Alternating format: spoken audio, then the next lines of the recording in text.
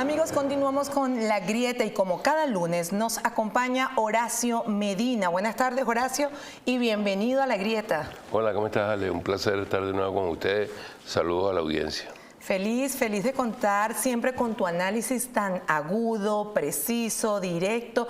Y en este momento donde se habla tanto de la ley de hidrocarburos, en donde vimos a un Jorge Rodríguez que parecía acabadito de llegar al país, ¿no? Hasta convencía el hombre. Tú lo escuchabas y tú decías, mira, pero parece que llegó apenas a Venezuela y está tomando las medidas como que sabe los beneficios. Es más, mira, mientras le hacemos la interacción, Mafer, vamos a ver si podemos, yo creo que sí, compartir con la audiencia, porque me comentabas, Horacio, que este es el tema que vamos a ampliar el día de hoy. Lo que Jorge dijo, que estoy segura que lo hiciste porque lo viste, pudiste verlo, allí ya lo tienes, mi Mafe. A un Jorge Rodríguez que decía, no, es que la ley la tenemos que cambiar, no, porque, o sea, como que tomándose los créditos, como que de repente entró una luz brillante dentro de él que lo iluminó y lo está haciendo tomar las decisiones correctas. Quizás esa luz brillante tenga nombre, apellido y suene algo como Donald Trump, Horacio. Sí, puede ser que ese rayo de luz venga del norte y de Washington en este momento. Es probable. Realmente cuando uno analiza esta reforma, lo sorprendente no es lo que reforman, porque en realidad yo creo que es una reforma, como para usar una palabra que a muchos les suena, una reforma chucuta, mal concebida, que definitivamente no resuelve, pero que sí va orientada en el sentido de incentivar de alguna manera al sector privado y relegar la participación de PDVSA por parte del Estado. En todo caso, creo que es insuficiente, no hay ninguna propuesta, digamos, de cambio institucional que es absolutamente imprescindible. Se pretende que no pasa nada, que sigue siendo PDVSA la que va a hacer las contrataciones, como si en PDVSA todo estuviese correcto, que va a ser PDVSA la que va a vender en crudo, como que si el sector de comercio y suministro de PDVSA fuera claro y transparente. En fin, hay una cantidad de cosas que uno cuando va analizando lo que está propuesto, la gente debe comprender que lo que se aprobó fue la discusión. Se aprobó la propuesta para ser discutida. Esta ley debe ser discutida artículo por artículo, sobre todo en los cambios que se le están proponiendo. Obviamente uno tendería a pensar que debe estar entubada la decisión, pero sorpresas te da la vida. Probablemente no sea así, porque hay unos cambios demasiado... a mí no me parece que son demasiado de apertura, de amplitud.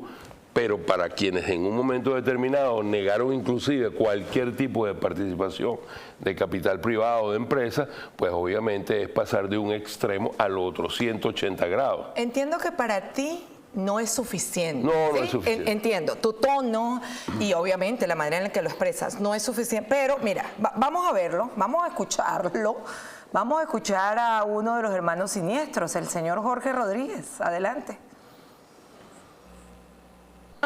Para la producción petrolera, porque cuando se creó la ley de hidrocarburos había una realidad diferente.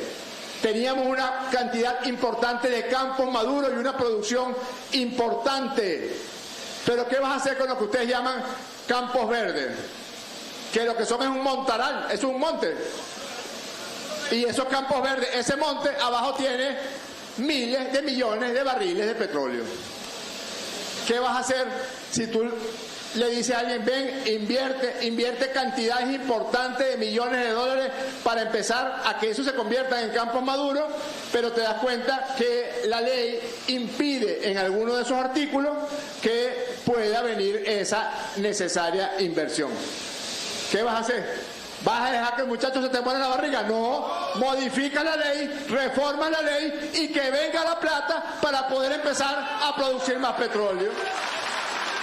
Descubrió el agua tibia. Sí, sencillo. ¿No? Así de sencillo. Fíjate, sí. Así de sencillo. Volver legal un instrumento que son los CPP, que es la posibilidad de asociaciones con empresas privadas, nacionales o extranjeras, para que empiece a haber una importante producción de petróleo. O sea, el señor descubrió esto ayer. Sí, para que podamos construir la prosperidad. Porque la diferencia no está en cómo sacas el petróleo. La diferencia está en qué hace con esos reales del petróleo. Ahí está la diferencia. Gracias, Mafe. Esa es la diferencia. Claro, en algún momento él debería explicar qué se hizo con ese dinero. Yo les recuerdo, esta ley de hidrocarburos, hubo una reforma de la ley orgánica de hidrocarburos en el 2002 y luego fue esta última, la que estamos en discusión, fue reformada, fue cambiada en el año 2006, que es cuando prácticamente todas las empresas mixtas, o sea, todos los convenios operativos migran a empresas mixtas y PDVSA tenía 60-40 prácticamente en todos los convenios, en todas las empresas. Quiere decir 60% PDVSA, 40% capital privado. ¿Qué ocurrió? Bueno, la producción continuó. Yo debo recordar que esa fue la época de los precios más altos del petróleo en la historia de Venezuela. Entonces, aparentemente no había ningún tipo de problema. En el paso del tiempo, resulta que PDVSA deja de poner su 40% para las inversiones que tenía que hacer la empresa mixta, lo tiene que hacer toda la empresa privada a nombre de esa empresa mixta. PDVSA tenía la potestad de vender el crudo y de esas ventas no le entregaba el 40% que le correspondía a la empresa privada, que además había puesto el 100% del capital. Y entonces se comenzaron a complicar las cosas. Se pagaba y se daba el vuelto. Claro, resultado, bueno, las empresas dejaron de invertir, dejaron de la producción, se cayeron los precios del crudo y nos trajeron a esta situación. Además de la gran cantidad de hechos de corrupción que hubo en ese interín, todos los cambios que se hicieron. El señor Jorge Rodríguez se da cuenta en este momento, milagrosamente, en enero del año 2026, iluminado. Hay que cambiar, el Illuminati, hay que cambiar la ley, eso es lo que hay que hacer. Pero resulta que esos no son los cambios que están esperando las grandes compañías. Estos cambios que se están haciendo son unos cambios que podrían, y digo podrían porque todavía no hemos entrado en los detalles, podrían ser suficientes para las empresas que ya están en el país, que ya tienen un capital invertido, que están allí, a empresas de servicios que también están allí, y algunos empresarios venezolanos que con sus empresas de servicio pues podrían comenzar a mover el asunto, no lo vamos a negar. Eso permitiría, según los estimados que se han hecho, incrementar más o menos hasta 1.200.000 barriles a finales del año que viene la producción de Venezuela. Quiere decir que pasaríamos de 900 y tanto a 1.200.000 y algo. ¿Eso resuelve el problema? No. No. ¿Y va a haber más inversiones? No. ¿Por qué? Bueno, porque nadie va a venir a poner 5.000, 10.000, 8.000 millones de dólares sencillamente con un marco legal donde la discrecionalidad del régimen sigue siendo muy alta, prácticamente total, donde siguen habiendo el enredo del impuesto de explotación con la regalía y te rebajo aquí, lo descargas allá y vienes para acá. Te reduzco por un lado el impuesto sobre la renta, pero la regalía yo soy, entonces tengo la discrecionalidad de dártelo o no. En fin, ¿cuáles son los campos que vamos a tener? Y lo más importante, a mi modo de ver las cosas, se siguen haciendo los negocios con la misma PDVSA, la misma por la cual todo este esquema falló, se cayó, o sea, definitivamente nunca pusieron y aportaron el dinero, y mi pregunta es, ¿cómo lo van a aportar ahora? Entonces, todo esto significa un cambio que es absolutamente insuficiente, que requiere mucha más profundidad, que requiere ser revisado uno a uno, que requiere un régimen fiscal muy claro, muy preciso, que requiere un sistema de regalías suficientemente transparente y que en su globalidad lo que toma el Estado venezolano, lo que llaman el government take, sea un número bastante estable en el tiempo. Obviamente puede estar ajustado en casos de precios demasiado elevados, hay mecanismos para hacerlo, pero en resumen que transmita estabilidad, confianza y transparencia. Pero mientras ellos estén al mando, nunca van a transmitirlo. Yo te noto, obviamente, tu experiencia y conocimiento, señores. Cada lunes aquí en La Grieta, Horacio Medina nos acompaña y lidera La Grieta con un análisis detallado sobre la situación. Y desde el inicio, no tenemos que celebrar entonces, es lo que noto en tu tono, lo que está pasando. Sin embargo, sí podemos rescatar de esto es que están cumpliendo las exigencias del gobierno de los Estados Unidos. Claro, yo diría parcialmente, porque yo creo que tampoco pienso que el presidente Trump y su equipo sean unos niñitos de kindergarten que no entienden. Yo creo que muy pronto van a comprender que esto no es suficiente, que las grandes empresas del petróleo, yo tendría que estar muy equivocado, pero muy equivocado para pensar que empresas como Shell, BP, ConocoPhillips, Exxon van a decir corriendo con esta nueva ley, vamos a llevar 10.000 millones de dólares a Venezuela y yo tendría que estar muy equivocado para creer que eso va a ocurrir. Hay otras cosas, repito, muy importantes que no se están cumpliendo.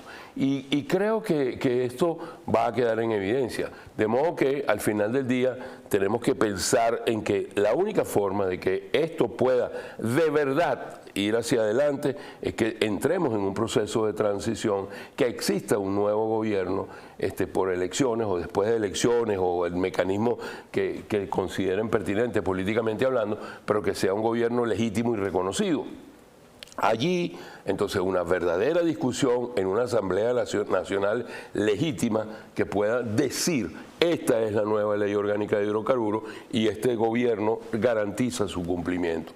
Yo creo que solo en ese momento se podrá empezar a hablar de áreas, de asignaciones, de inversiones cuantiosas de capital privado internacional. Yo no tengo ninguna duda que con una oferta atractiva como se puede construir, tanto para el país como para los inversionistas, Venezuela tiene definitivamente un interés muy particular. Poco se ha hablado de esto, ¿no?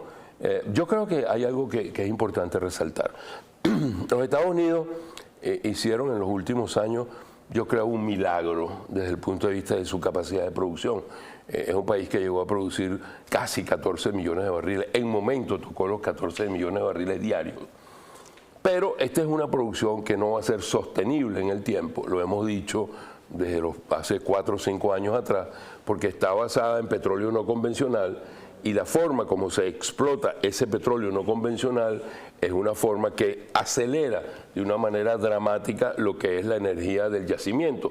Por lo tanto, el fenómeno de la declinación energética se produce y creemos que a la vuelta de 4 años más adelante, en 2030, para poner una fecha, la caída en la producción de los Estados Unidos va a ser significativa, tal vez 3 o 4 millones de barriles menos.